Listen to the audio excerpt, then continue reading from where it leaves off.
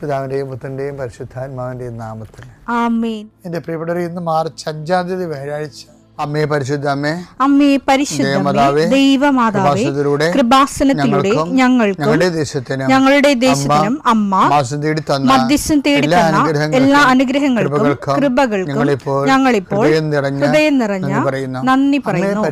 അമ്മേ പരിശുദ്ധമേ, ദൈവമാതാവേ, 2004 ഡിസംബർ 7 ഉച്ചകഴിഞ്ഞ് 2:30 കൃപാസനത്തിൽ സംഭവിച്ച അമ്മയുടെ പ്രത്യക്ഷപ്പെടലിനെ കുറിച്ച് തിരുസഭയ്ക്ക് സമർപ്പിച്ചിരിക്കുന്ന പഠനരേഖകളുടെ മേൽ സഭാത്മകമായ പഠനം ആരംഭിക്കുവാൻ ഞങ്ങൾ പ്രാർത്ഥിക്കുന്നു. അമ്മേ പരിശുദ്ധമേ, ഭൂസ്വർലോകങ്ങളുടെ രാജ്ഞിയായ അങ്ങേയ്ക്ക് ഭൗമസംരക്ഷണത്തിനായി പ്രപഞ്ചപ്രകൃതിയെ തന്നെ തിരുസഭ പ്രതിഷ്ഠിക്കുവാൻ ഈ പ്രത്യക്ഷീകരണം വഴി ഇടയാക്കണമേ. പരിശുദ്ധമേ, ജപമാല മാതാവേ, സകല കൃപാസനം പ്രാർത്ഥനയോടും ചേർത്ത് ഞങ്ങളിപ്പോൾ പ്രാർത്ഥിക്കുന്ന ഈ കുടുംബത്തിന്റെ പ്രത്യേക നിയോഗം പറ മക്കളെ.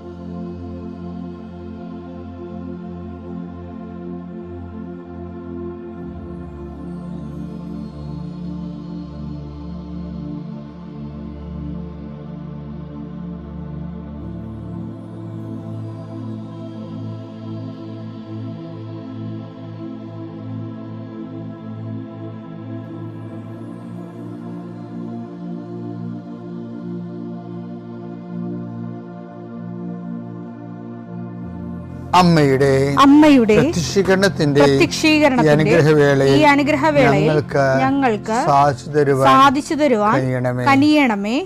ആമേൻ. വിശ്വാസ പ്രമാണം. സർവശക്തനായ പിതാവും ആകാശത്തിന്റെയും ഭൂമിയുടെയും സൃഷ്ടാവുമായ ദൈവത്തിൽ ഞാൻ വിശ്വസിക്കുന്നു. അവിടുത്തെ ഏകപുത്രനും ഞങ്ങളുടെ കർത്താവുമായ ഈശോമിശിഹായിലും ഞാൻ വിശ്വസിക്കുന്നു. ഈ പുത്രൻ പരിശുദ്ധാത്മാവിനാൽ ഗർഭസ്ഥനായി കന്യകാമറിയത്തിൽ നിന്ന് പിറന്ന് പൊന്തിയോസ് പീലാത്തോസിന്റെ കാലത്ത് പീഡകൾ സഹിച്ച് കുരിശിൽ തറയ്ക്കപ്പെട്ട് മരിച്ച് അടക്കപ്പെട്ട് പാതാളങ്ങളിൽ ഇറങ്ങി മരിച്ചവരുടെ ഇടയിൽ നിന്ന് 3-ാം നാൾ ഉയർത്ത് സ്വർഗത്തിലേക്ക് എഴുന്നള്ളി സർവശക്തിയുള്ള പിതാവായ ദൈവത്തിന്റെ വലതുഭാഗത്തിരിക്കുന്നു. അവിടെ നിന്ന് ജീവിക്കുന്നവരെയും മരിച്ചവരെയും വിധിക്കുവാൻ വരുമെന്നും ഞാൻ വിശ്വസിക്കുന്നു. പരിശുദ്ധാത്മാവിലും ഞാൻ വിശ്വസിക്കുന്നു. വിശുദ്ധ കത്തോലിക്കാ സഭയിലും പുണ്യവാന്മാരുടെ ഐക്യത്തിലും പാപങ്ങളുടെ മോചനത്തിലും ശരീരത്തിന്റെ ഉയർപ്പിലും നിത്യമായ ജീവിതത്തിലും ഞാൻ വിശ്വസിക്കുന്നു. ആമേൻ. സുഖസ്ഥനായ ഞങ്ങളുടെ പിതാവേ, അങ്ങയുടെ നാമം പൂജിതമാകണമേ. അങ്ങയുടെ രാജ്യം വരണമേ. അങ്ങയുടെ തിരുമനസ് സ്വർഗത്തിലെ പോലെ ഭൂമിയിലും ആകണമേ. അന്നു വേണ്ടുന്ന ആഹാരം ഇന്ന് ഞങ്ങൾക്ക് തരണമേ. ഞങ്ങളോട് തെറ്റ് ചെയ്യുന്നവരോട് ഞങ്ങൾ ക്ഷമിക്കുന്നത് പോലെ ഞങ്ങളുടെ തെറ്റുകൾ ഞങ്ങളോടും ക്ഷമിക്കണമേ. ഞങ്ങളെ പ്രലോഭനത്തിൽ ഉൾപ്പെടുത്തരുതേ, തിന്മയിൽ ഞങ്ങൾ രക്ഷിക്കണമേ. ആമേൻ. നന്മ നിറഞ്ഞ മറിയമേ, സ്വസ്തി. കർത്താവ് അങ്ങയുടെ കൂടെ സ്ത്രീകളിൽ അങ്ങ് അനുഗ്രഹിക്കപ്പെട്ടവളാകുന്നു. അങ്ങയുടെ ഉദരത്തിൻ ഫലമായി ഈശോ അനുഗ്രഹിക്കപ്പെട്ടവനാകുന്നു. പരിശുദ്ധ മറിയമേ, തമ്പുരാന്റെ അമ്മേ, പാപികളായ ഞങ്ങൾക്ക് വേണ്ടി ഇപ്പോഴും ഞങ്ങളുടെ മരണസമയത്തും തമ്പുരാനോട് അപേക്ഷിക്കണമേ. ആമേൻ. കർത്താവേ, നിന്റെ ഉന്നതമായ നാമത്തിന് സ്തോത്രം ചെയ്യാം. കർത്താവേ, നിന്റെ വിശുദ്ധ പൗരോഹിത്യത്തെ മഹത്വപ്പെടുത്തണമേ. കർത്താവേ, സഭയിലുള്ള സാന്നിധ്യം പ്രകടമാക്കണമേ.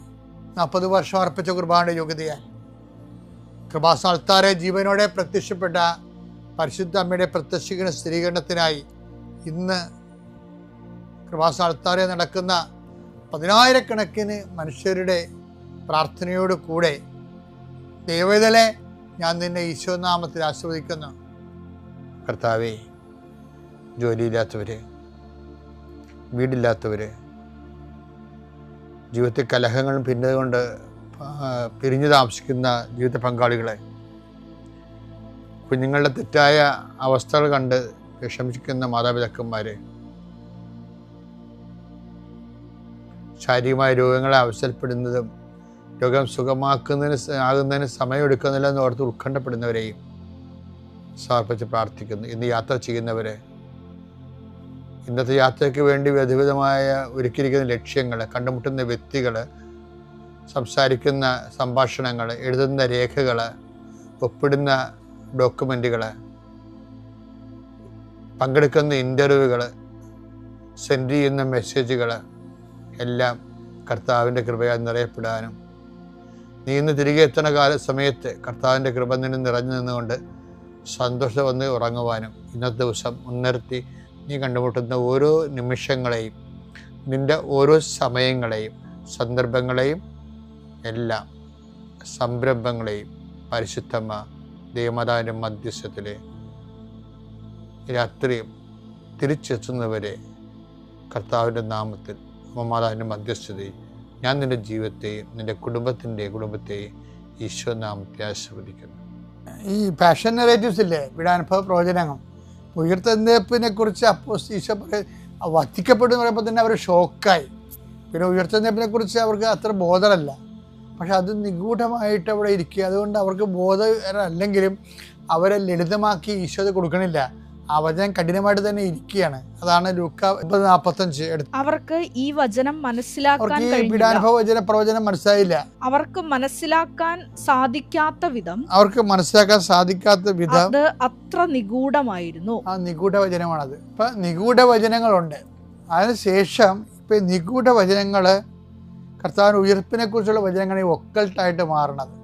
ഈ ഒക്കൾട്ടായിട്ട് വരുന്ന ഗൂഢവചനങ്ങളെയാണ് ശരിക്കും താബോർ ആ മുദ്രവെച്ച വചനത്തിൻ്റെ സീല് പൊട്ടിക്കണത്. അതാണ് മോശയെ കാണിക്കുന്നുണ്ട്, താബോറിൽ ഏലിയയെ കാണിക്കുന്നുണ്ട്. ഉയർപ്പ് എന്താണെന്ന് മനസ്സിലാവും. ഏലിയ 700 കൊല്ലം മുമ്പും മോശ 1200 കൊല്ലം മുമ്പും എടുക്കപ്പെട്ട ആൾക്കാരാണ്. അപ്പോൾ അവർ ഉയർത്തെഴുന്നേറ്റ് നിൽക്കുകയാണ് കർത്താവിൻ്റെ കൂടെ. ഈ കാഴ്ച പറയണത് പിന്നെ താഴേക്ക് വരുമ്പോൾ പറയും, ഇതുപോലെ ഞാനും ഉയർക്കും. പറഞ്ഞു, ഇതുപോലെ ഞാനും ഉയർക്കും, പക്ഷെ ഞാൻ ഉയർക്കണവരെ കണ്ട കാഴ്ച ആരോടും പറയരുത്. ഇത് മനോഹരമാണെന്ന ബൈബിള്. മർക്കോസ് 9:9 അവർ കണ്ട കാര്യങ്ങൾ മനുഷ്യപുത്രൻ മരിച്ചവരിൽ നിന്ന് ഉയർക്കുന്നത് വരെ ഉയർക്കുന്നവരെ ആരോടും പറയരുതെന്ന് മലയിൽ നിന്നിറങ്ങിപ്പോരുമ്പോൾ അവൻ അവരോട് കൽപ്പിച്ചു. ഇപ്പൊ ഇവിടെ മനസ്സിൽ സംശയം ഉണ്ടായില്ല ഉയർത്തുന്നേപ്പ് എന്താണ്. പക്ഷെ അത് നിഗൂഢ വചനമല്ലേ. ഇത് ശരിക്കും ഗൂഢമായിട്ട് തന്നെ പോവുകയാണ്.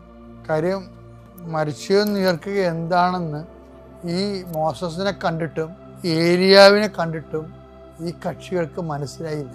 അതാണ് താബോറിൽ നിന്ന് ഇറങ്ങി വരുമ്പോൾ ഈ കാഴ്ച, ഞാൻ ഉയർത്തി നിൽക്കുന്നവരെ ആരോടും പറയരുതെന്ന് ഈശോ പറയുമ്പോഴും അങ്ങനെ പറയുന്നുണ്ടെങ്കിലും ഈ വചനം ഗൂഢമായിട്ടിരിക്കുന്നു എന്നുള്ള സൂചനയാണ് അവരുടെ സംശയത്തിന് വരണത്. എന്താണ് അവർ പറയണത്? 9:10 താബോറിൽ നിന്ന് ഇറങ്ങി കർത്താവ് പറഞ്ഞു, ഈ കാഴ്ച നിങ്ങൾ മാത്രം കണ്ടതാണ്, ഇത് ആരോടും പറയരുത്, ഞാൻ ഉയർത്തി നിൽക്കുന്നവരെ എന്ന് പറഞ്ഞപ്പോൾ ഈ മോസസിനെ ഏലിയാവിനെ അവരെ കണ്ടില്ലേ ഉയർത്തി നിന്നിട്ട ആൾക്കാരാ. എന്നിട്ട് പോലും മനസ്സിലായില്ല. കാര്യം എന്താണ്? അത് നിഗൂഢ വചനമാണ്. അതാണ് പറയണത്. 9:45 പറയണില്ലേ, ആ വചനം ഗൂഢമായിരുന്നു എന്ന്. ഇപ്പൊ എന്താ പറയണത്? 9:10 എന്താ പറയണത്? മരിച്ചവരിൽ നിന്ന് ഉയർക്കുക എന്നത് എന്താണെന്ന് ചിന്തിച്ചുകൊണ്ട് അവർ ഈ വചനം രഹസ്യമായി സൂക്ഷിച്ചു. ഇതാണ് വിഷയം. ഇത് ഈശോയുടെ മനസ്സിനെ വളരെ തളർത്തിയിട്ടുണ്ട്. ഇതിൻ്റെ ഒരു മാനസിക അന്തരീക്ഷം വളരെ വല്ലാത്തതാണ്. ഈ 3 പേരെയും, യാക്കോബിനെയും യോഹന്നാനെയും പത്രോസിനെയും കർത്താവിന് ഉയർത്തുന്നതിന് പകരം അതിൻ്റെ ഡമ്മി ആയിട്ട് ഡെമോ കാണിച്ചു. ആര്? ഏലിയാവിനെയും കാണിച്ചു. ഉയർത്തുന്നത് ഏലിയാവിനെയും മോസസിനെയും കാണിച്ചിട്ട് പറഞ്ഞു, ഇതുപോലെ ഞാൻ ഉയർത്തി നിൽക്കും, പക്ഷെ ഞാൻ ഉയർത്തി നിൽക്കുന്നവരെ ഈ കണ്ട കാഴ്ച പറയരുത്. അപ്പോഴും ഈ ഇവരെന്താ പറയണത്? ഉയർത്തി നിൽക്കുന്നത് എന്താണെന്ന് ചിന്തിച്ചത്. ഇതല്ലേ ഉയർത്തി നിൽപ്പെന്ന് പറയണത്. അത് മനസ്സിലാക്കാൻ അത് മറയപ്പെടുകയാണ് ഇവർക്ക്. അത് അവരുടെ പരാധീനത തന്നെയാണെന്ന് എനിക്ക് തോന്നുന്നത്. എന്താ കാണിച്ചത്? താഴെ വരുമ്പോൾ ഈ അപസ്മാര രോഗി, അതിന് വേറെ ഒരു പരാജയവും തോൽവി നിൽപ്പുണ്ട്. അപസ്മാര രോഗിനെ ചികിത്സിച്ചും പ്രാർത്ഥിച്ചും പരാജയപ്പെട്ട് നിൽക്കുന്ന 9 ശിഷ്യന്മാർ വേറെ. ഏലിയാവിനെയും മോസസിനെയും കണ്ടിട്ടും ഉയർത്തുന്നതിപ്പോൾ എന്താണെന്ന് മനസ്സിലാകാത്ത 3 ശിഷ്യന്മാർ തൻ്റെ കൂട്ടത്തിൽ. ഈ 12 പേരും കൂടിയപ്പോഴേ കർത്താവ് എന്താ പറഞ്ഞത്? ഇത്ര കാലം ഞാൻ നിങ്ങളുടെ കൂടെ ഉണ്ടായിരിക്കും. കാര്യം എന്താ? ഈ 2 കക്ഷികൾക്കുള്ള പ്രശ്നം എന്താണ്? ഇവരാരും വിശ്വസിക്കണില്ല. അതാണ് ഈശോ ചോദിക്കുന്നത്. ആ അവസ്മാ രോഗി വന്ന് അപ്പം വന്ന് പറയരുത്, നിനക്ക് വല്ലതും സാധിക്കുമെങ്കിൽ എൻ്റെ മകനെ സുഖപ്പെടുത്തി ഞങ്ങളെ സഹായിക്കാൻ പറയും. അപ്പം കർത്താവ് നിൻ്റെ ശിഷ്യന്മാരുടെ അടുത്ത് കൊണ്ടുവന്നു, പക്ഷെ അവർക്ക് ഒന്നും ചെയ്യാൻ കഴിഞ്ഞില്ലെന്നൊക്കെ പറയാണ്.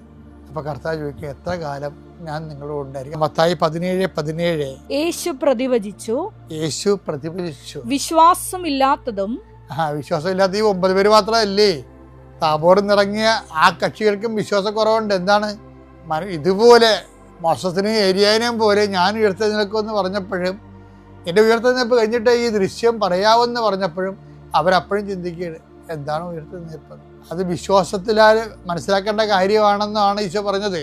അതുകൊണ്ടാണ് ഇപ്പൊ ഈശോ ഈ തോറ്റ 12 പേരെ ഒരുമിച്ച് നിർത്തിക്കൊണ്ട് പറയും, വിശ്വാസമില്ലാത്തതും വഴി പിഴച്ചതുമായ തലമുറയെ എത്ര നാൾ. വഴി പിഴച്ചെന്ന് വെച്ച് കഴിഞ്ഞാല് യേശുവിനെ ദൈവികമായി മനസ്സിലാക്കേണ്ട ഒരു വഴിയില്ലേ, അതിന് ഒരു അപഭ്രംശം വന്നിട്ടുണ്ട്. ഇവര് യേശുവിനെ ഭൗതികമായിട്ടാണ് ഇപ്പോഴും മനസ്സിലാക്കുന്നത്. പൊളിറ്റിക്കൽ മിസ്സിഹായിട്ടാണ് ഇവർ മനസ്സിലാക്കുന്നത്. രാഷ്ട്രീയ ക്രിസ്തുവായിട്ടാണ്. ക്രിസ്തു റോമ സാമ്രാജ്യത്തിനെ തച്ചുടച്ചിട്ട് അവിടെ രാജാവാകുമ്പോൾ തങ്ങൾക്കും രാജാവാകാൻ മന്ത്രിയാകാൻ പറ്റുമെന്ന് പറഞ്ഞുകൊണ്ടൊരു ഒരു സ്കൂളിലെ നമ്മുടെ സബരി പുത്രന്മാരുടെ അമ്മയുണ്ടാക്കിയ നടത്തുന്ന ഒരു സ്കൂള്, അവരാണല്ലേ ഈ വിധത്തിൽ മുഴുവൻ പ്രശ്നം ഉണ്ടാക്കിയത്. ആ സ്കൂളിൽ തന്നെയാണ് ഈ അണ്ണന്മാർ ഇപ്പോഴും. അതുകൊണ്ടാണ് അവർക്ക് ഉയർപ്പിൽ വിശ്വസിക്കാൻ പറ്റുന്നില്ല. എന്നിട്ട് ഈശോ ചോദിക്കുന്ന ഒരു ചോദ്യം നമ്മുടെ ചങ്കയെ കൊള്ളും. അതാണ് എന്നെ അത് വല്ലാതെ ബാധിച്ചിട്ടുള്ളത്.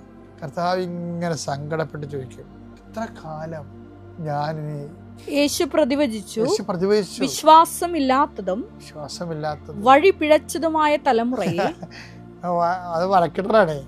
കാര്യം താൻ പരാജയപ്പെടുകയാണ് ഇവരെ ഈ വിഷയം മനസ്സിലാക്കുന്നത്. തലമുറയെ എത്ര നാൾ ഞാൻ നിങ്ങളുടെ കൂടെ ഉണ്ടായിരിക്കും. അതാണ് ഒരു പാഷൻ കോൺഷ്യസ്, ഒരു ഡെത്ത് കോൺഷ്യസ് ആണത്. ക്രിസ്തുവിൻ്റെ ഏറ്റവും വലിയ ഒരു ആന്തരിക സംഘർഷത്തിൻ്റെ അടിസ്ഥാനം ഈ ഡെത്ത് കോൺഷ്യസ് ആണ്. അവൻ ഒരേ സമയം മനുഷ്യനും ഒരേ സമയം ദൈവമായത് കാരണം ഡെത്ത് കോൺഷ്യസ് പച്ചക്ക് മനസ്സിലാകും. നമ്മുടെ മരണത്തെക്കുറിച്ച് നമുക്കൊരു ഐഡിയ ഇല്ലല്ലോ, പക്ഷേ ഈശോയുടെ മരണത്തെക്കുറിച്ച് ഈശോയ്ക്ക് പച്ച സിനിമയിൽ കാണുന്ന പോലെ എല്ലാം കാണാൻ പറ്റും, ദൈവമായതുകൊണ്ട്.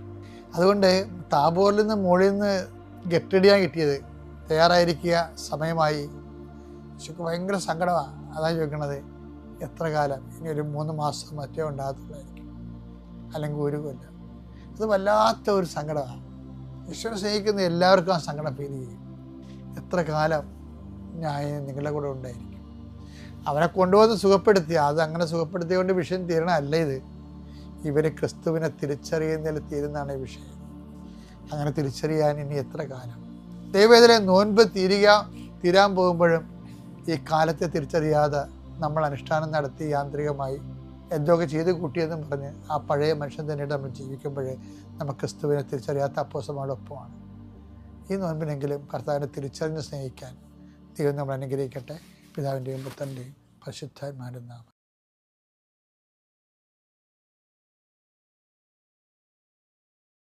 അത്യപൂർവ ദൈവാനുഭവങ്ങൾ ഇനി നിങ്ങൾക്കും സ്വന്തം. ഈ യൂട്യൂബ് ചാനൽ ഇതുവരെ സബ്സ്ക്രൈബ് ചെയ്തിട്ടില്ലെങ്കിൽ ഇപ്പോൾ തന്നെ സബ്സ്ക്രൈബ് ചെയ്യുക. ഈ വീഡിയോ ഇപ്പോൾ തന്നെ നിങ്ങളുടെ സുഹൃത്തുക്കൾക്ക് ഷെയർ ചെയ്തുകൊണ്ട് കർത്താവിൻ്റെ പ്രേക്ഷിതരാകുക.